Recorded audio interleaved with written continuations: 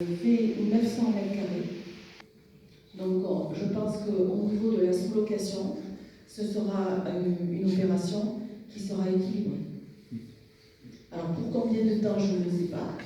En tous les cas, ça nous laissera le temps du coup d'avoir une opération à 0 centime, on va dire, et puis de pouvoir partir sur d'autres projets.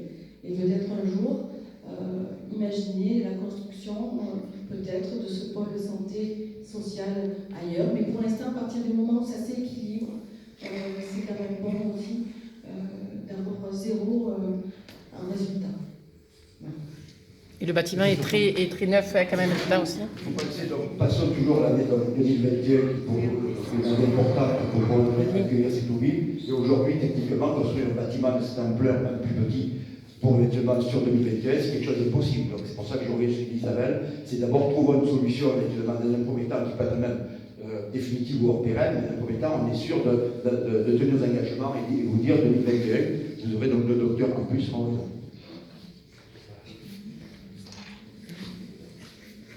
Des questions? Si vous n'avez pas d'autres questions, on va passer au projet. Si, une question. Sur la partie du bâtiment que vous souhaitez.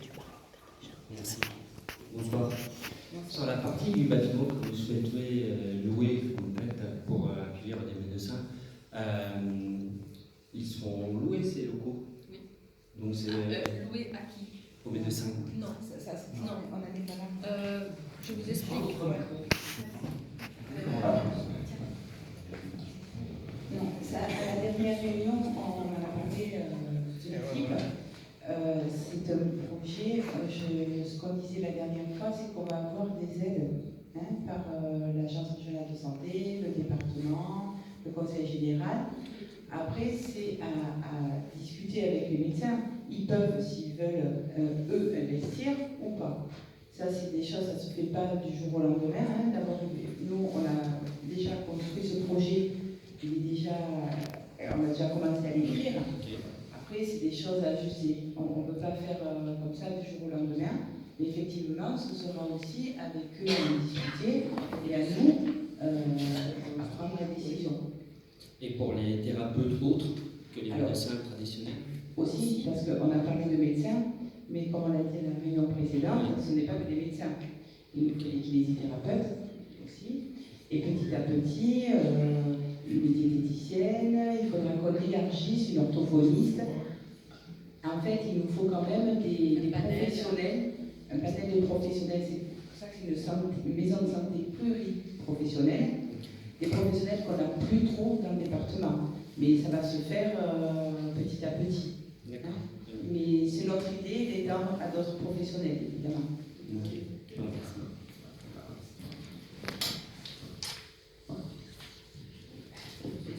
Il n'y a plus de questions? Alors on passe. Voilà. Donc on a voulu matérialiser aussi en centre-ville l'idée de cette halte routière. Je pense que peut-être vous arrivez à reconnaître les lieux. Non. Alors, on va vous expliquer. Ici, vous avez l'entrée, la route qui arrive de la Brianne. Ici, vous avez le monument aux morts. On a positionné le rond-point, parce qu'il y aura un rond-point là, juste à l'intersection de l'avenue Francis Richard, de l'avenue Abdon Martin et l'avenue Charles Richaud. Et puis le chemin des Mélanes qui part aussi là contre le Moulin à Ville qui est ici sur la gauche. L'idée c'était de pouvoir enlever ces cars qui viennent encombrer le centre-ville. Déjà par rapport à la sécurité c'est compliqué. En même temps ils doivent aller faire le demi-tour au rond-point de la zone artisanale pour remonter. Et on s'était dit, il faut qu'on trouve un lieu qui ne soit pas trop excentré non plus, mais qui puisse accueillir à la fois les transports en commun, que ce soit pour le ramassage scolaire, mais aussi un parking en entrée de ville, pour le covoiturage également. Et nous avons essayé de chercher, évidemment, c'était forcément sur la partie nord, si on voulait éviter la traversée de ville, il fallait choisir un lieu. On l'a matérialisé sur ce terrain-là, qui sont un terrain qui était anciennement occupé par les machines agricoles Richaud. Alors, sur la première partie, pour l'instant, on ne peut... c'est prématuré. Donc, on a vu l'accès du grand parking sur l'arrière et qui s'y prête très bien. Je vais laisser Olivier vous expliquer. Le projet, on l'a appelé Alto-Routière. Et non pas Gare routière. Alto-Routière parce qu'en fait, c'est uniquement un lieu pour que des autocars puissent venir stationner quelques minutes, quelques heures, ou un peu plus. Une gare routière, il y aurait donc éventuellement un endroit où il y aurait eu donc un bâti créé. Là, c'est pour éventuellement, on voit un schéma ici, ce que c'est qu'une halte routière. Le projet, c'est de pouvoir rapidement, on parlait la semaine dernière donc de sécurité, de faire éventuellement quelque chose pour enlever ces cars qui sont du centre-ville. Donc, ça a été l'objectif et le programme pour trouver quelque chose qui puisse fonctionner. Là, on voit rapidement qu'on a des possibilités de cars. Le pointillé ici va schématiser une possibilité d'avoir une, voire deux peut-être des extensions possibles en cas 2. Et tout le reste, éventuellement, c'est un aspect de parking. Alors, parking de covoiturage, parking pour éventuellement auto, et c'est aussi peut-être éventuellement une possibilité d'avoir de parking pour lorsqu'il y a des cérémonies religieuses avec le cimetière. Et là-dessus, on a une partie ici pour du parking de camping-car.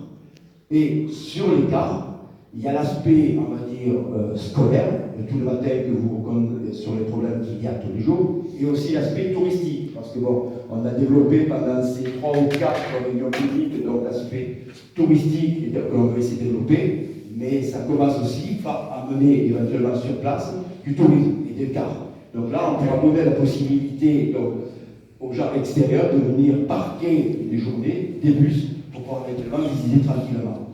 Et lorsqu'on est ici sur le rond-point, on a toute une possibilité de cheminement sécurisé sur les trottoirs pour venir ici. Voilà. Donc c'était, à mon avis, un endroit susceptible de pouvoir retenir et adapter notre projet de Alto-Routière.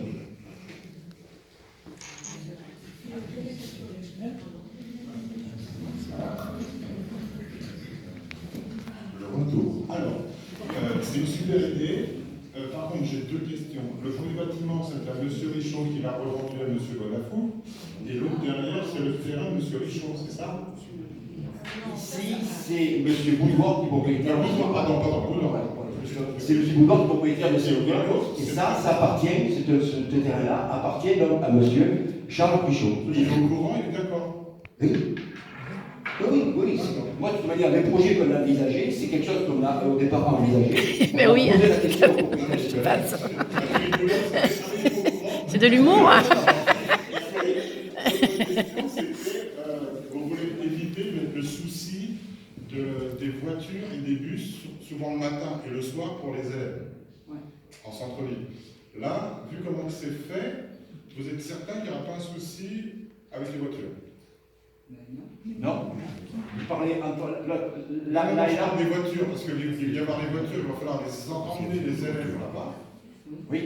Là. Déposer les élèves, faire demi-tour et repartir. Oui. Alors les voitures, ça va être fluide. Les voitures, donc, pour emmener les élèves, les voitures réelles vont venir stationner ici. Ouais. Les gamins vont pouvoir descendre là, prendre leur bus. Ça, c'est très bien. Et c'est le flux. Il y aura un flux montant et un flux descendant. Là, donc ici, les bus, on est d'accord, donc ils vont monter, ils vont tourner ici, ils vont venir se parquer ici, revenir en marche arrière, repartir pour reprendre eux, et les voitures donc, vont remonter, parce que là, il y a du sas, les voitures vont venir stocker là, et les gamins vont passer là, et les voitures vont repartir. C'est pour ça que j'ai fait 2 accès, pour séparer les circulations de VN et de PL, qui sont souvent problématiques à ce niveau-là. Je crois, il faudrait que je revoie le PLU. Il me semble qu'il y a une possibilité d'élargissement de voie. Je ne sais plus s'il y a un emplacement réservé, c'est à vérifier. Mais il est certain que, effectivement, si, comme disait Olivier, il fallait ici gagner en largeur de voie pour pouvoir organiser un petit peu plus les sorties des VL et les transports car voilà, on le fera. C'est vrai que là, c'est vraiment schématique. Hein. On a pas... C'est schématique, mais c'est cohérent. Oui, oui c'est sûr que bon, on peut très bien envisager ici, sur quelques mètres, une sortie un petit peu plus évasée. Voilà, Oui, ça c'est vraiment... c'est pas des 14 mètres d'écart, c'est 12 mètres. Mon métier d'architecte, qui est donc, fait qu'aujourd'hui je suis donc au niveau national architecte du groupe Transdev, donc dans lequel ce sont des spécialistes du transport en commun. Donc là-dessus, ce sont des projets dans lesquels, au niveau des circulations autocars, je connais donc le problème et donc je sais quelque part que le fonctionnement, ça va marcher. Après, il faudra effectivement adapter ou vérifier tout ça, mais en grand fonctionnement, c'est pour ça que j'ai proposé quelque chose qui fonctionner. Proposer quelque chose dans lequel ça ne fonctionne pas, ce n'est pas le but. C'est dans l'idée, éventuellement ça, on fait que ça fait. Surtout, ça va libérer la problématique que tout le monde connaît en centre-ville tous le matin. Et l'accès piéton pour se rendre, il y a un autre accès piéton, il faut faire tout le tour. Là, pour l'instant, non, il n'y a pas de possibilité d'accès piéton par là, puisque ce sont des propriétés privées. Forcément, l'accès piéton viendra par là. Parce que moi, je vois des jeunes de la zone qui montent jusqu'au centre-ville. Donc, s'ils doivent partir de la zone pour remonter jusque-là, moi, ça leur fera de la marche. 3-4 km à pied. Mais c'est... Non, bien sûr, mais juste de savoir s'il y avait un accès piéton. Oui, on envisagera un cheminement piéton, c'est comme ça qu'on le il est certain que la traversée de ville, on en a parlé dans nos réunions publiques aussi, et d'ailleurs Thierry l'a bien évoqué la semaine dernière, notamment sur l'aspect des trottoirs et l'accessibilité PMR. Donc on va repartir du centre-ville pour aller jusqu'au rond-point du tournant du Revest, le dernier qui a été fait. Et du coup, au niveau des trottoirs, petit à petit, on aménagera ce qu'il faut, y compris le stationnement des deux côtés ou d'un seul côté. Ça également, on envisagera de voir laquelle est la solution la meilleure, on va dire. Et le cheminement piéton, c'est trop important aujourd'hui en centre-ville. Et ça sera une de nos priorités, notamment avec le conseil départemental, puisque c'est un CD qui traverse Oraison et qu'on ne pourra le faire qu'avec eux, de toute façon, déjà. Après, bien sûr que le rond-point c'est pareil. Le rond-point qui est là, il est en partie, il sera en partie pris en charge aussi par le département parce qu'il y a un CD. Donc, si vous voulez, sur ce rond-point, il y aura quatre bras, dont 2 seront en charge du département et 2 en charge pour la collectivité, pour Moisin. Voilà. Donc ça, c'est déjà prévu au plan local d'urbanisme. C'est aussi une bonne chose. Le seul truc était de savoir est-ce que le monument aux morts va être déplacé ou pas. Aujourd'hui, techniquement, on n'a pas les données, on n'a pas les relevés. A priori, il n'y aurait pas besoin de le déplacer. Mais par contre, c'est vrai qu'il se trouve à un endroit où, finalement, quand on veut s'approcher, essayer de lire, les noms qui sont portés sur la stèle, on ne peut pas. On ne peut pas parce qu'il y a de la circulation, il n'y a pas suffisamment de retrait par rapport à la route. Et ça pose aussi un problème parce que du coup, une stèle, un monument mort, c'est pour qu'au moins on puisse s'y approcher et puis lire un petit peu la mémoire de toutes ces personnes qui malheureusement sont décédées dans de tragiques circonstances.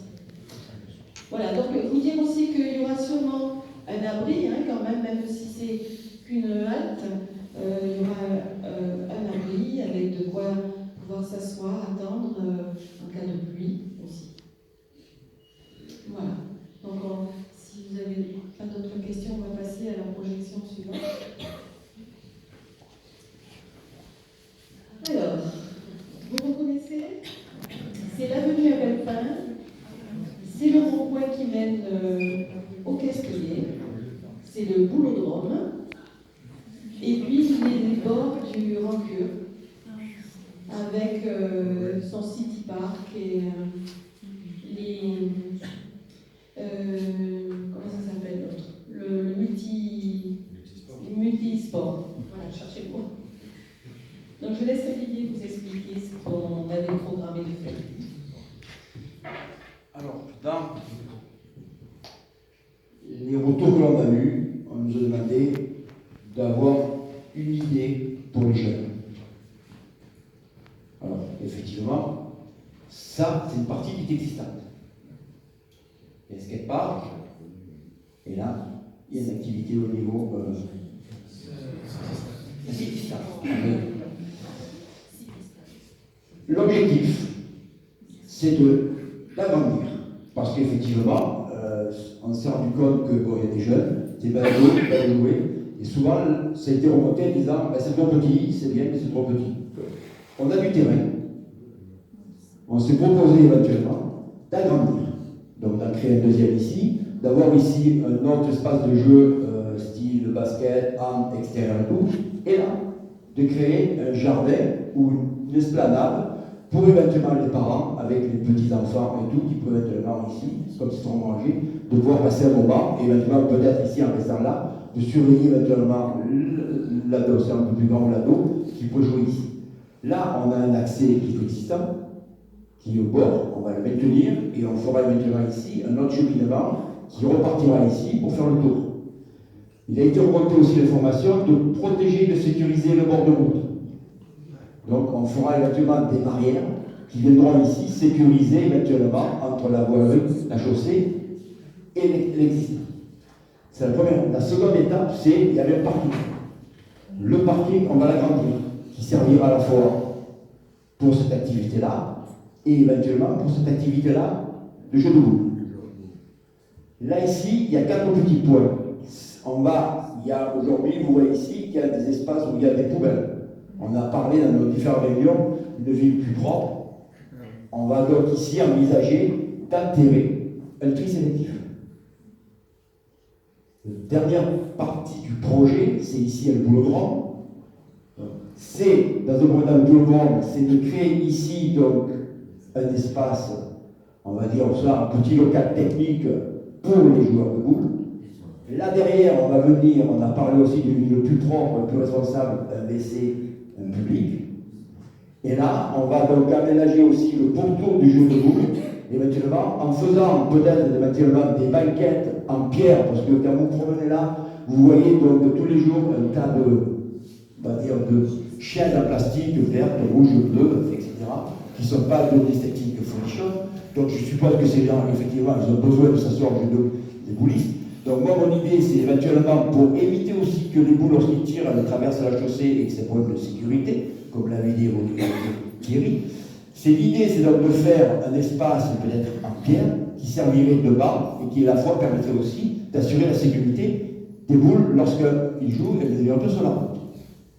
Et la dernière point, ça c'est un petit point technique qu'on peut dire, autour des arbres, lorsque vous les regardez, donc il y a des arbres ont poussé, les racines ont poussé tous les éléments. On pourrait éventuellement aussi ici traiter cet aménagement autour des arbres avec des éléments ici un peu plus hauts qui pourraient servir aussi de banc pour que lorsque les joueurs de boules éventuellement s'assoient à l'ordre. Voilà, donc ça c'était donc l'idée générale pour positionner et réaménager un jeu de boules qui était existant.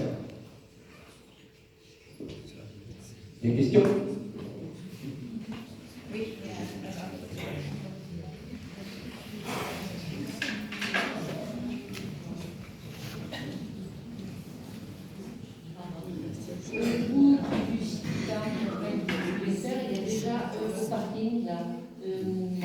Il y a déjà un collectif qui déborde toujours, qui est très sale.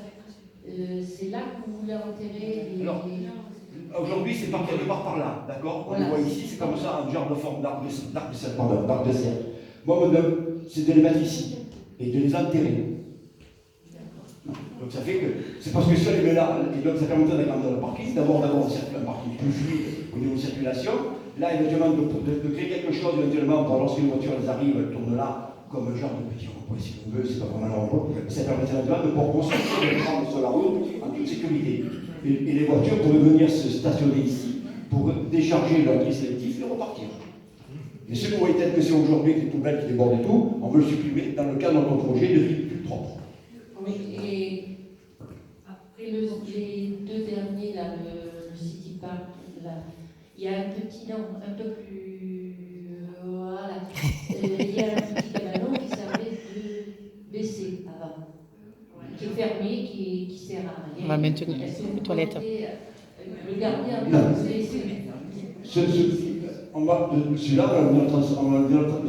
on va mettre un qui fonctionne. Et on peut en laisser un là, on peut le laisser là. Mais par contre, après, c'est vrai que vous avez soulevé un problème dans lequel maintenant, on peut traîner ici, garder cet emplacement parce qu'il y a quelque chose qui existe, et l'aménager et redonner quelque chose de plus cohérent. Oui, Voilà. oui, sans aucun problème. S'il y a beaucoup de gosses, je veux dire. Entièrement d'accord. C'est le but d'avoir une concertation qui éventuellement, en fonction de vos remontées, rebondir et réagir et prévoir les deux là, cet élément-là. Puis l'idée, c'est surtout de ne pas démolir ce qui existe et essayer de s'en servir aussi.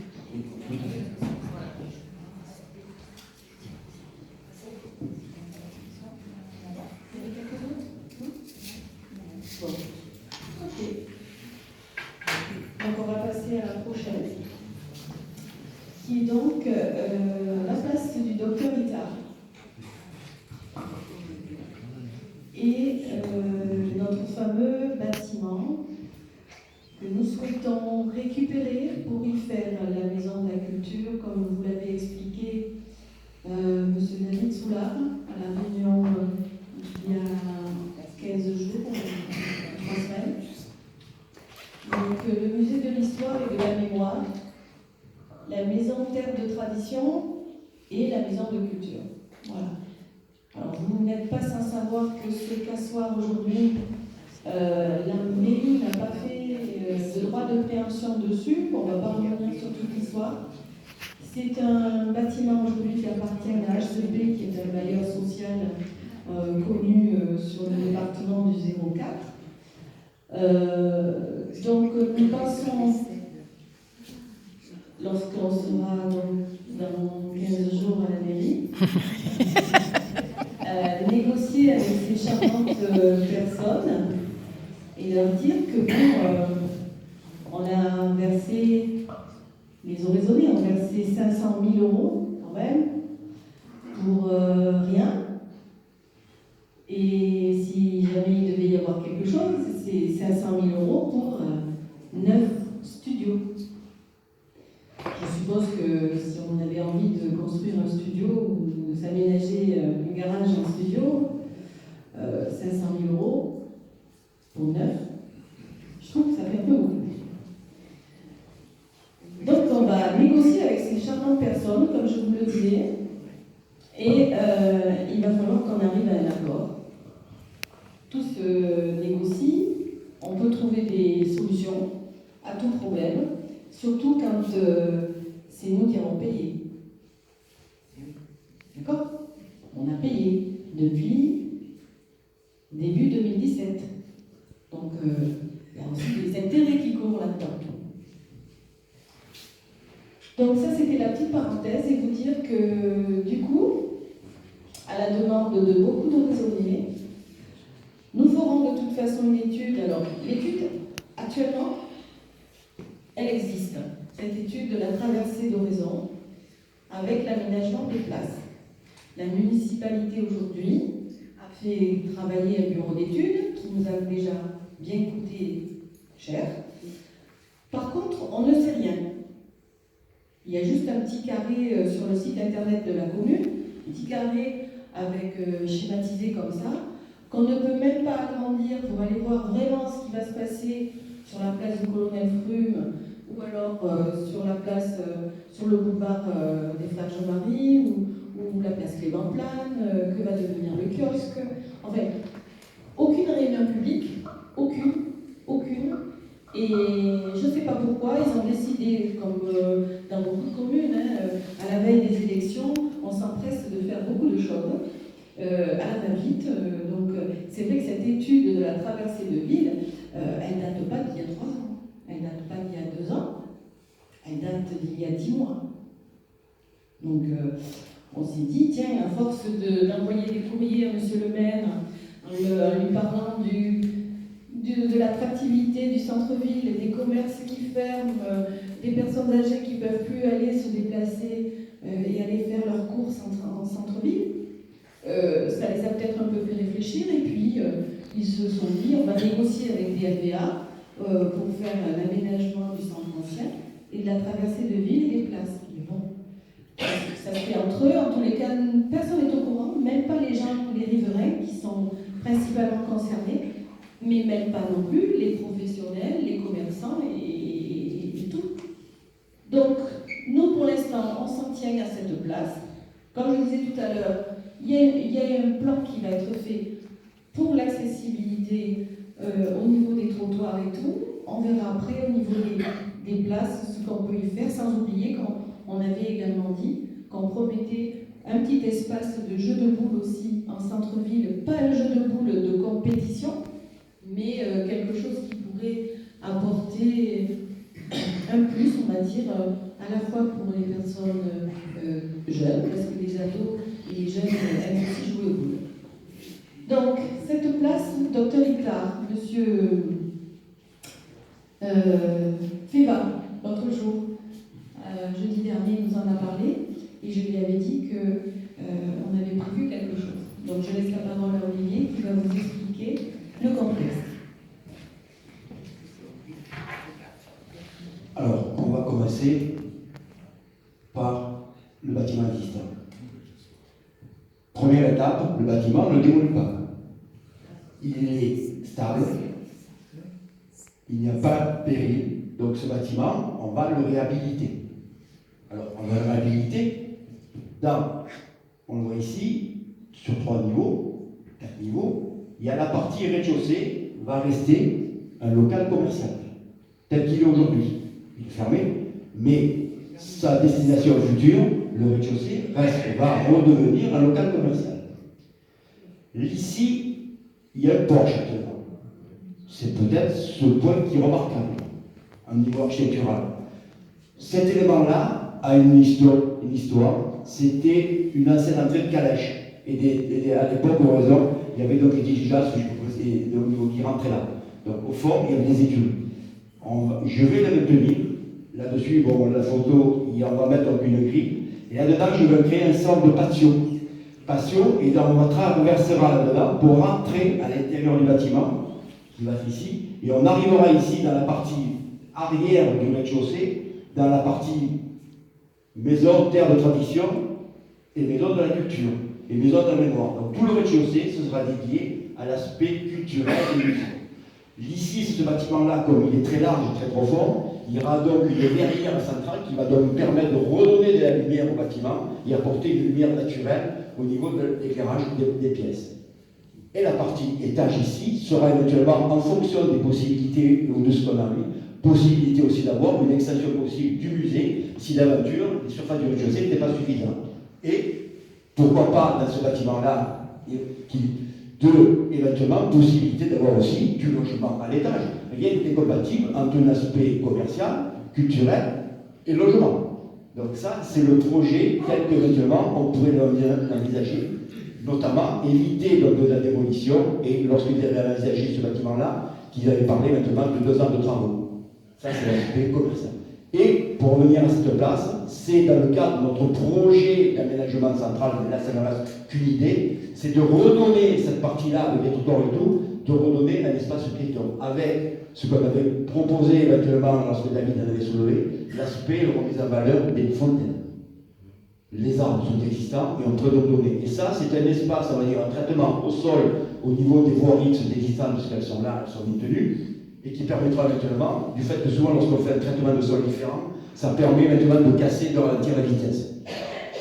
Et je reviens sur l'aspect parking, parce qu'effectivement, il y a des commerces, donc ils auront aussi besoin de provisionner leur commerce et d'accessibilité. Là-dessus, on pourra éventuellement possibilité au niveau des commerçants de pouvoir passer pour venir approvisionner leur commerce ou éventuellement des livraisons.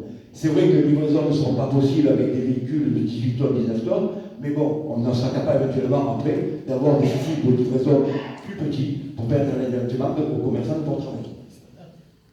Voilà, en gros, l'aménagement possible. Je voulais juste peut-être rajouter concernant le bâtiment, donc le musée. Oui, effectivement, on avait aussi pensé, parce qu'on a fait une lettre de projection et qu'on verra aussi pourquoi pas laisser la place aux associations culturelles, telles que Rancure, qui aujourd'hui sont assez éloignées et qui ont souvent font des expositions et tout ça. Donc là, pourquoi pas les centrer là, et les fileuses également aussi, du coup, ça pourrait être là. Donc c'est vrai qu'on avait aussi envisagé de faire une galerie d'exposition pour donner la place à des artistes amateurs ou n'importe quelle exposition culturelle ou quoi. Donc voilà, vraiment un pôle culturel, David en avait longuement parlé l'autre fois. Donc vraiment, c'est vrai qu'en plus, l'emblématique, c'est que la place là où se situe ce bâtiment, c'est la place du docteur Itard. Il y a une histoire avec le docteur Itard, l'enfant sauvage, tu as dit, donc voilà, il y a quand même beaucoup de choses à développer au niveau culturel pour avoir réellement Oraison, la deuxième commune de la DLVA, vraiment un patrimoine culturel, de pouvoir enfin développer et exprimer, voilà, et de sortir toutes ces personnalités qui ont participé de toute façon à l'évolution et à l'histoire d'Horizon, ainsi qu'effectivement la mémoire parce que on est la seule ville en France où les noms de rues portent malheureusement le nom de personnes mortes à la guerre. Donc Claude Sauve avait effectivement fait le livre. Donc il y a de quoi alimenter un beau musée pour enfin qu'on parle d'Horizon en culture.